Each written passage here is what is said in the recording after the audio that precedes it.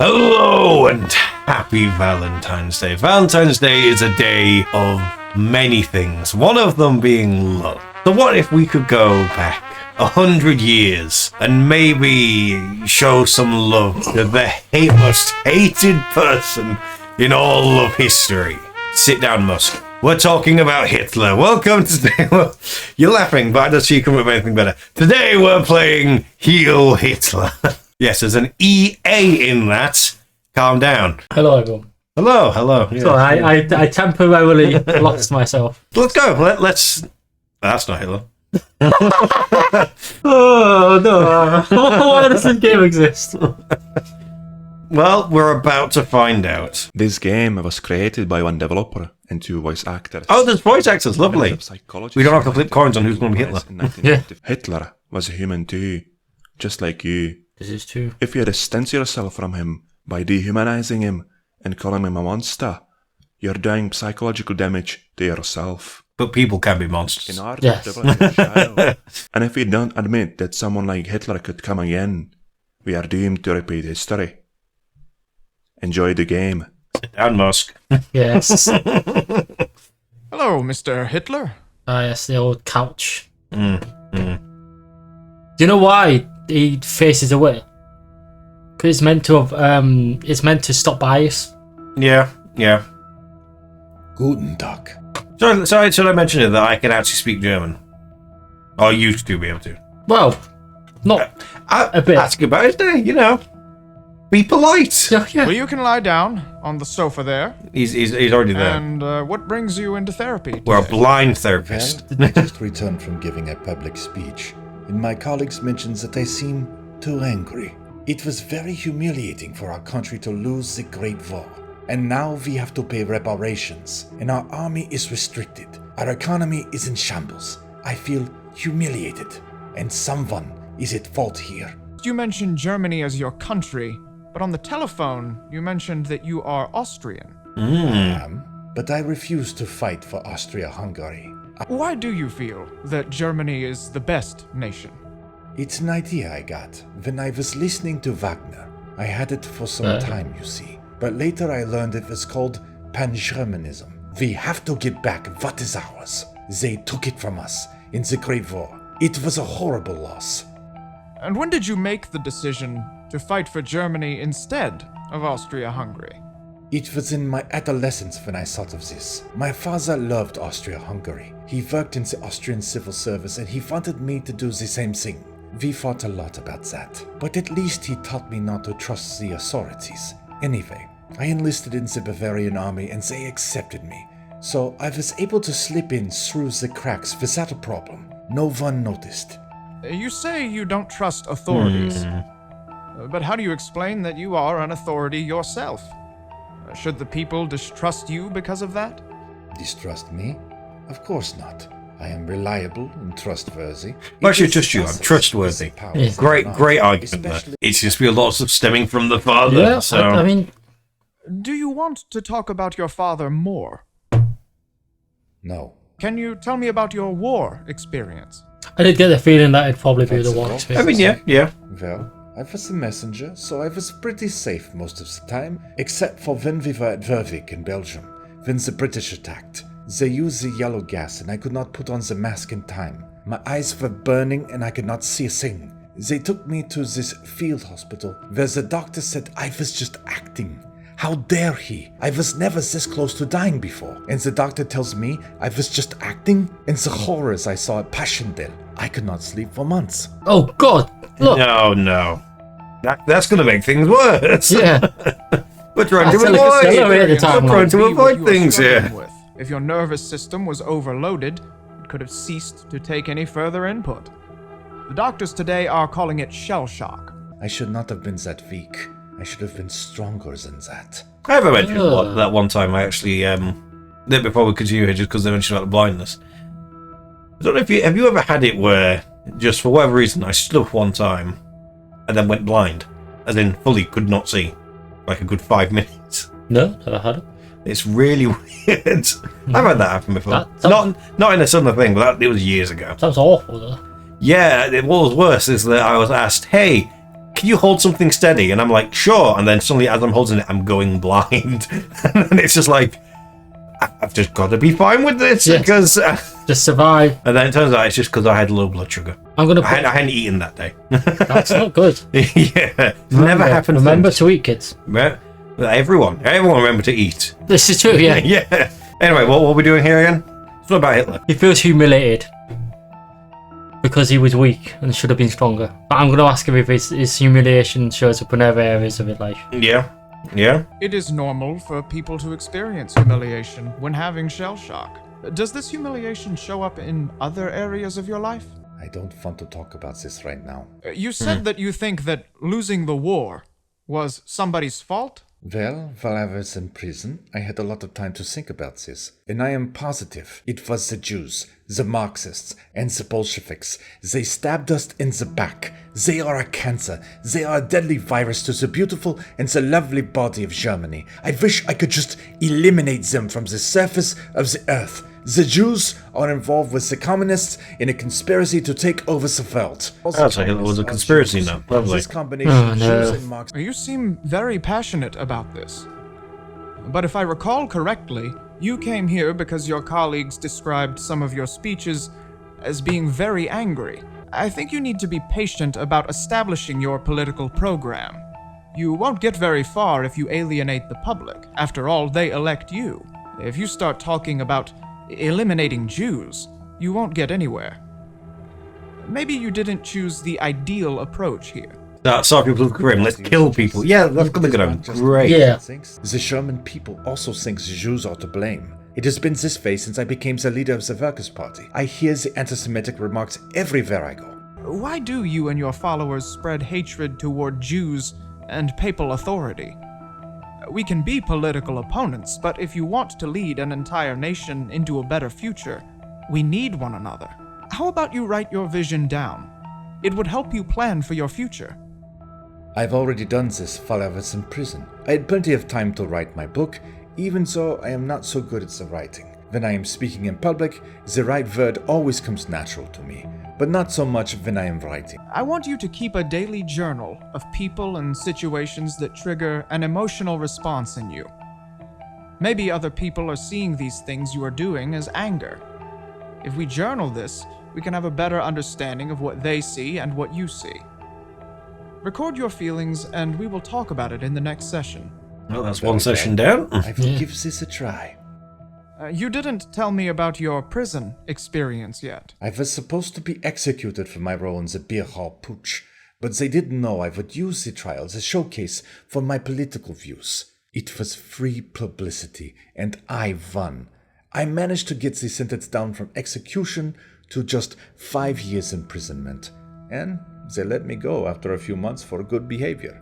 I also read a lot. I read Henry Ford's autobiography, and he made a lot of sense when he talked about the Jews. It is the Jews, after all, who governs the American Stock Exchange. There is only a single great man, Henry Ford, that still maintains his full independence from them, and they hate him for it. I wonder if he's not going to want to talk about it. No, I'm going to end the session. Yeah, session 1 done. 2 achievements, lovely.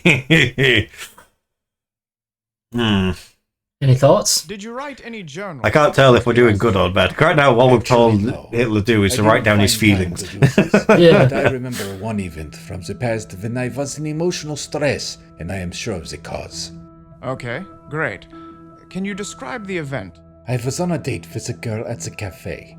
God, can you imagine that woman? I wanted to follow a career as a painter, but they didn't accept me anywhere. And at this cafe, as luck would have it, there was a local gallery owner, this very known guy. Fortunately, I had a few of the paintings in my briefcase, so I had something to show him. But when I showed them to him, he basically told me that my watercolor paintings were not worth anything. This wasn't fair to me. I felt horrible, and I walked away. I tried to talk with the girl about it, but when she tried to comfort me and tell me that my paintings were not so bad, I exploded. My skills were way better than this Jewish gallery owner. He had no idea what he was talking about. I feel that's I important. taught myself how to paint when I was 9. And this dumbcough, who had only the formal education, had the nerve to tell me that my paintings were bad?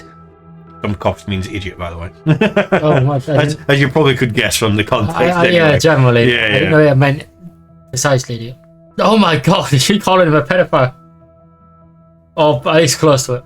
I don't think that's going to go the wrong way. Yeah, I think, yeah. After all, at the end of the day, we're not here to judge, we're here to help. Yes, I was a verdammt Jew. I always wanted to paint. I started to paint when I was around 9 years old. My mother always supported me, but my father hated my artistic orientation. He wanted me to become a customs agent like him, and he did not allow me to go to the art school like I wanted to. This was a source of massive conflict between us. An office job would be like a prison to me, but in the end it was okay. I learned a lot about National Socialism in the high school, and then I dropped out. Do we talk more about the father or more about high school? I think high school. Yeah, I don't think he doesn't seem to really want to talk about his father right now. Yeah, I feel like we strategically visit Yeah. up later. There's nothing to know. I dropped out in the first year. I intentionally did poorly in the class, hoping that once my father saw what little progress I was making at the technical school, he would let me devote myself to my dream. Yeah, that's a dumb idea. You've mentioned Jews as the cause of your problems multiple times. First, you mentioned they stabbed Germany in the back in the war, and now they've betrayed you again. Do you see any connection between these events? What do you mean? Jews are part of the economy. They control the finances. They are insidious. They hide like rats. And they manipulate everything. Everybody can see this. It wasn't hard for me to make this observation. Or do we talk more about the mother? Is it maybe since more open about the mother? Yeah, I know. So I'm asking a question that we know the answer to. Yeah. I really loved my mother. She was the most precious person I've known. I loved her very much. She always provided me with everything I wanted. You talk so much softer about her than you do about other things. Tell me more about her. When she died, this devastated me. It was a pain I have never experienced before or again. How did she die? It was breast cancer. I was 18 years old at the time. Ooh. Her doctor was a Czech Jew, Dr. Edward Bloch. So she was someone you loved very much. Do you blame the doctor for her death? What? No. He was a very kind person, although he was a Jew. He treated my mother free of charge because we had no money at the time. It seems safe to say that you were very close with your mother and very distant with your father. Could you tell me more about their relationship? My mother was 22 years younger than him. When we moved to the new farm, a big part of the money was taken from her inheritance. My father was away very often, you see, and when he returned home, he was mostly drunk. And he was very dominant, I would say. Mother listened to him. She had no choice. I see.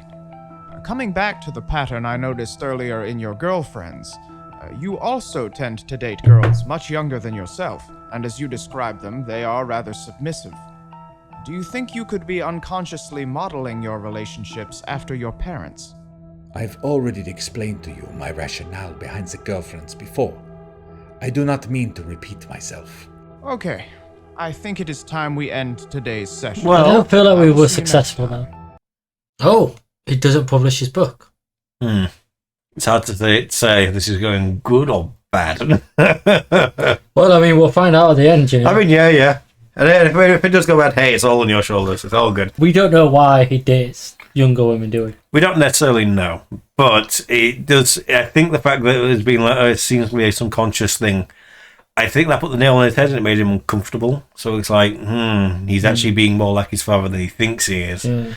And I think it's that we have to very gently go in that direction to be like, make him realize. Because if anything, I think the thing of talk about the mother was a really good thing for him to admit that, no, a good Jew.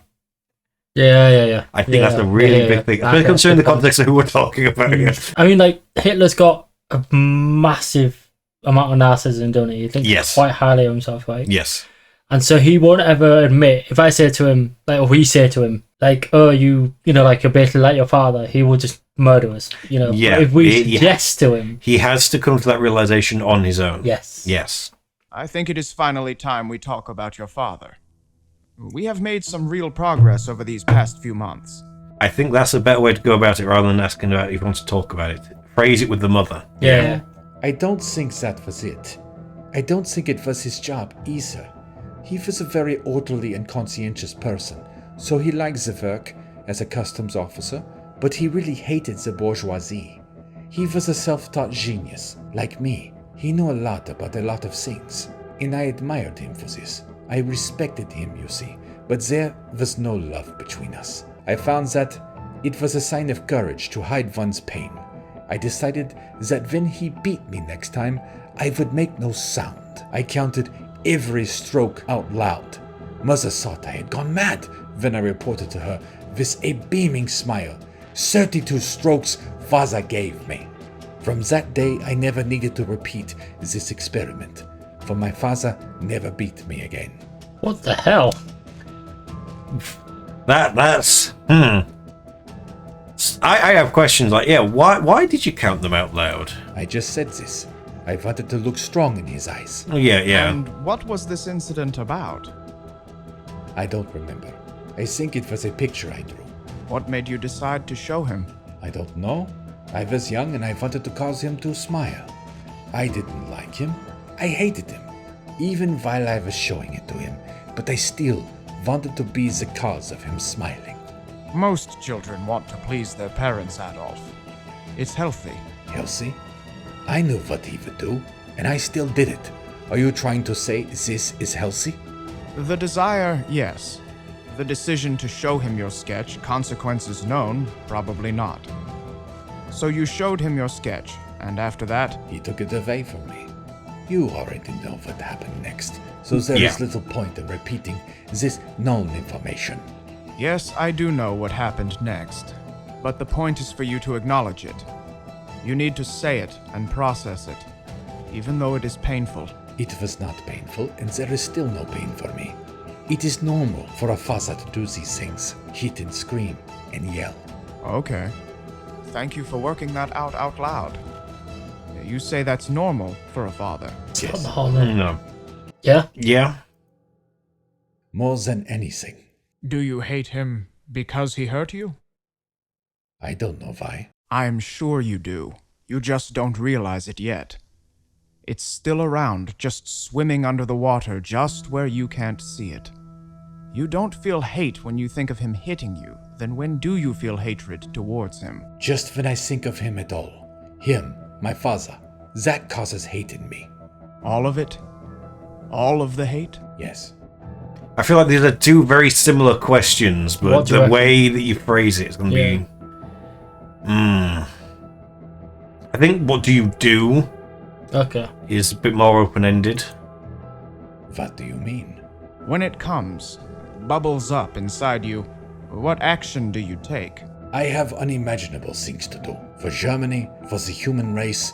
What time is there for this anger management? I understand the incomprehensible importance your life has been endowed with, but you are bound to do things when you are angry, regardless of your intent. They happen with or without us. You mention your work, your life, and career. What do you do when you feel angry during your work? My colleagues commented on me being angry. That is why I started coming here. When I become angry, I vocalize this in my speeches. I told you before, I am most frustrated about the Jews controlling the economy. I have been saying this since 1919. Haven't you learned anything from me? There is no reason to get aggressive, Adolf. I am your friend.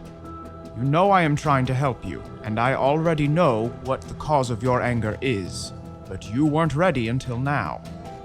But during the past months, we've built something here, and I feel like it's the right time to share my findings with you. I think you are ready to hear my final diagnosis. Do you want to hear it? Sorry, yes. I know you want to help me. Okay, Come on. tell me the findings. I think that's a good way to start phrasing it, yeah?